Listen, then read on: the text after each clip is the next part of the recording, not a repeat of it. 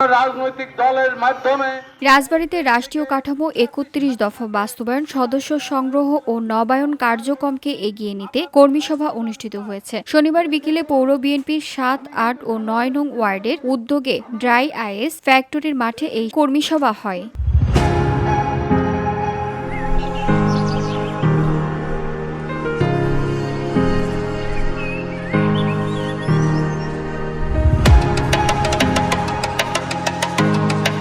সভায় প্রধান অতিথি হিসেবে ভার্চুয়ালি বক্তব্য রাখেন জেলা বিএনপির আহ্বায়ক অ্যাডভোকেট লিয়াকত আলী বাবু এবং সঞ্চালনা করেন সিনিয়র যুগ্ম সাধারণ সম্পাদক আব্দুর রব মুন্সি।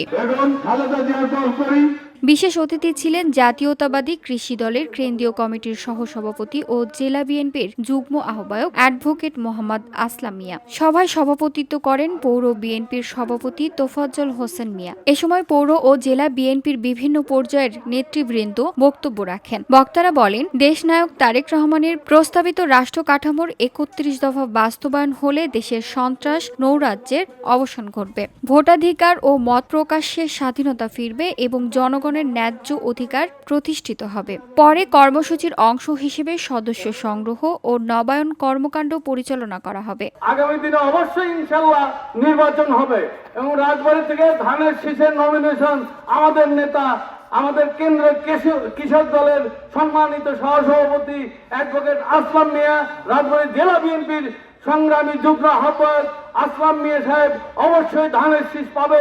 ধানের শীষ পাইলে তাকে ভোট দিতে হবে, কিন্তু তাকে ভোট দিয়ে এমপি হিসেবে আপনারা একবার দেখবেন। আইনের লড়াইয়ের মাধ্যমে যে লোকটাকে বিএনপিকে তিলে তিলে রাজবাড়ী বিএনপিকে যে টিকে রেখেছে সে হলো অ্যাডভোকেট আসলাম মিয়া। আসলাম মিয়াকে আপনারা অবশ্যই যদি ধানের শীষ প্রতীক পায় আপনারা ভোট দিবেন কিনা এই ওয়াদা আপনারা আমার সামনে করবেন ইনশাল্লাহ। হাত তুলে আপনারা যদি ভোট দেন তাহলে অবশ্যই আসলাম মিয়ার জন্য আমরা তারেক সাহেবের কাছে বলবো, আমরা নেত্রী বেগম খালেদা জিয়ার কাছে বলবো, অবশ্যই আসলাম মিয়া এই নমিনেশন পাবে এবং এই নমিনেশনের মাধ্যমে আমরা রাজবাড়ীর 1 আসন তাকে উপহার দেব। VOD Bangla news desk.